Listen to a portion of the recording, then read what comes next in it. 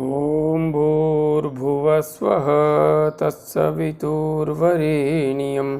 भर्गो देवस्य धीमहि धियो यो नः प्रचोदयात्। उस प्राण स्वरूप दुखनाशक सुख स्वरूप श्रेष्ठ तेजस्वी पापनाशक देव स्वरूप परमात्मा को हम अपनी अंतरात्मा में धारण करें। वह परमात्मा हमारी बुद्धि को सतमार्ग की ओर प्रेरित करे। भाइयों बहनों, जय श्री राम, जय गुरुदेव, जय माँ आदिशक्ति। आप भाइयों बहनों की साधना से संबंधित जिज्ञासाओं का समाधान करते हुए मैं आज प्रथम जिज्ञासा सम्मिलित कर रहा हूँ। बहन कसक चौहान जी ने अपनी जिज्ञासा प्रकट करते हुए लिखा है, गुरुजी प्रणाम। गुरुजी, जब भी मैं ध्यान में बैठती हूँ तो मुझे ऐसा लगता है जैसे मैं कभी सीधे हाथ की तरफ तो कभी उल्टे हाथ की तरफ गिरती जा रही हूँ। आज ध्यान में बैठी तो लगा जैसे उल्टे हाथ की तरफ गिर जाऊंगी। ये क्या है? कुछ गलत तो नहीं हो रहा है? कृपया बताएं।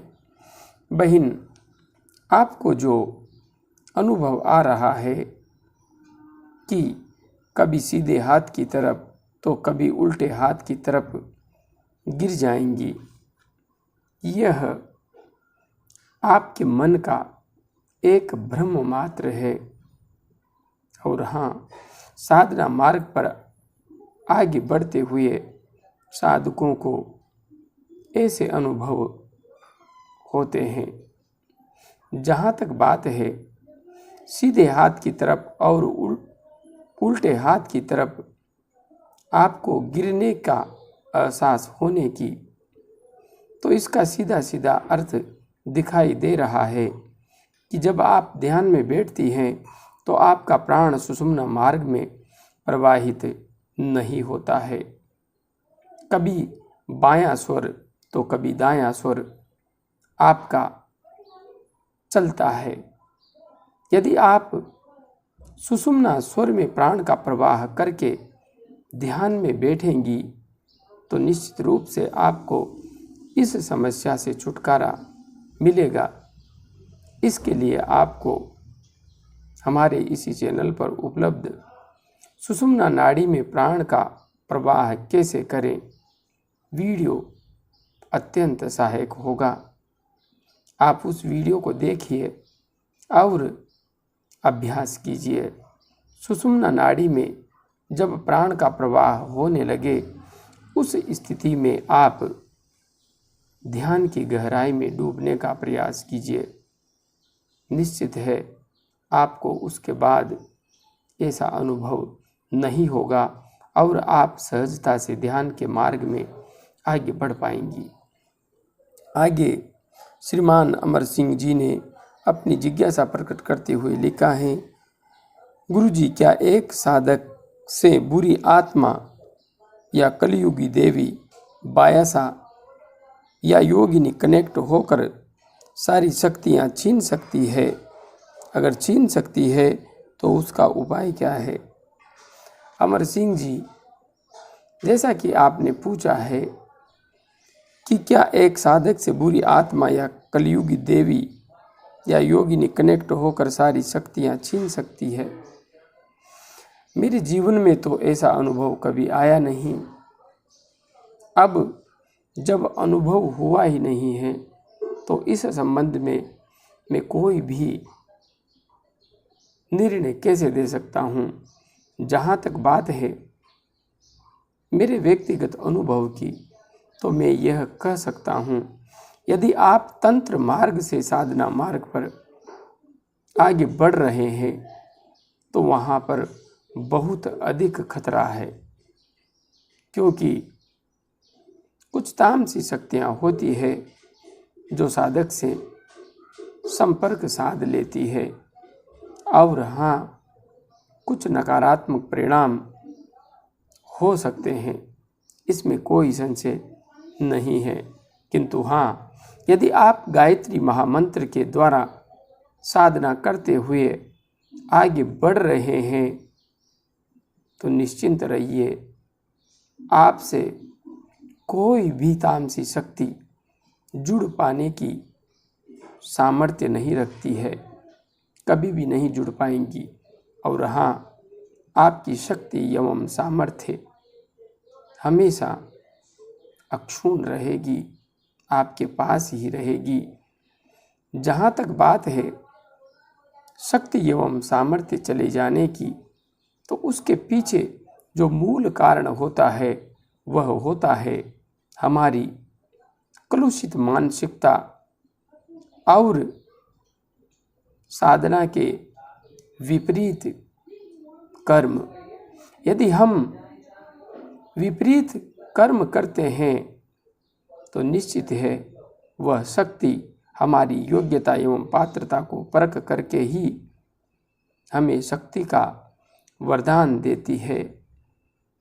तो ऐसी स्थिति में वह शक्ति छीन भी सकती है, इसमें कोई भी संशय नहीं है।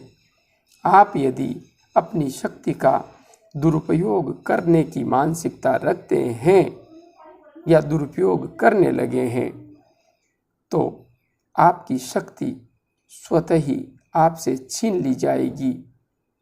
बिल्कुल इसमें कोई भी संशय नहीं है। इसलिए कोई देवी कनेक्ट होती है या नहीं, किंतु हाँ, यदि आप शक्ति का दुरुपयोग करने लगे हैं या आपकी दुरुपयोग करने की मानसिकता भी है तो आपको या तो शक्ति मिलेगी ही नहीं, और मिल भी गई है तो आपसे शक्ति को वापस ले लिया जाएगा। आगे श्री उमेश जी पटेल ने अपनी जिज्ञासा प्रकट करते हुए लिखा है, गुरुजी प्रणाम। प्रणाम उमेश जी प्रणाम। न्यास के बारे में थोड़ी जानकारी देने की कृपा कीजिए। उमेश जी, न्यास की जहाँ तक बात है तो न्यास का अर्थ होता है धारण करना। जब हम किसी मूर्ति में प्राण प्रतिष्ठा करते हैं तो उस समय मंत्रों के द्वारा उस देव शक्ति का उस मूर्ति में आवाहन करते हैं। उसी प्रकार से जब हम मंत्र जप, धारणा, ध्यान आदि का अभ्यास करना प्रारंभ करते हैं तो हमारे ऋषि मुनियों ने एक विज्ञान सम्मत आवाहन का, प्राण प्रतिष्ठा का नियम बनाया है। उस नियम के अनुसार चलते हुए यदि हम हमारे इसी शरीर में उस शक्ति का आह्वान करते हैं, प्राण प्रतिष्ठा, देव स्थापना करते हैं, तो वह शक्ति समुचित रूप से हमारे शरीर में उपस्थित हो पाती है और उसी के परिणाम स्वरूप हम अपने व्यक्तित्व को, अपने जीवन को, अपनी मानसिकता को बदला हुआ स्पष्ट रूप से देख पाते हैं।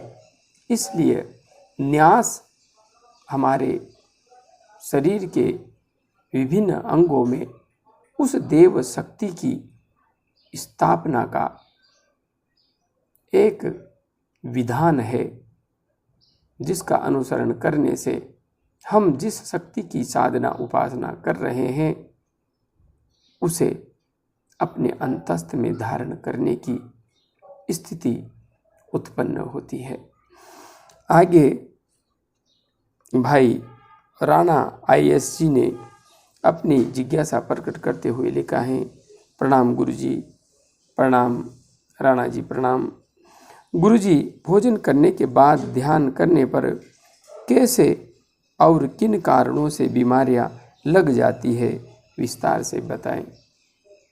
राणा IS जी, जहाँ तक बात है भोजन करने के बाद बीमारियां कैसे और किन कारणों से लग जाती है, तो बेहतर तो यही होगा आप किसी दिन भोजन करके ध्यान में बैठें तो आप व्यक्तिगत रूप से प्रैक्टिकल अनुभव अर्जित कर पाएंगे कि उस स्थिति में आपके शरीर में कौन कौन सी क्रियाएं हो रही है और आपका ध्यान लग पा रहा है या नहीं लग पा रहा है, गहराई ध्यान की प्राप्त हो रही है या नहीं हो रही है।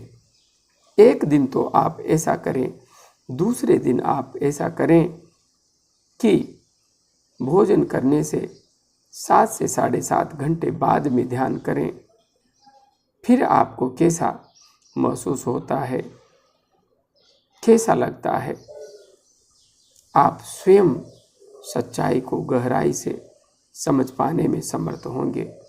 जहाँ तक बात है, आपने पूछा है कि किन वजहों से बीमारियाँ लग जाती है, तो जब हम भोजन करके ध्यान करने बैठते हैं तो ध्यान में क्या होता है, जब हम प्राणायाम करते हैं और ध्यान करते हैं तो प्राणायाम से कुंडलिनी ऊर्जा जागृत होती है और ध्यान से कुंडलिनी ऊर्जा ऊपर की ओर उठती है, ऊर्ध्व होती है।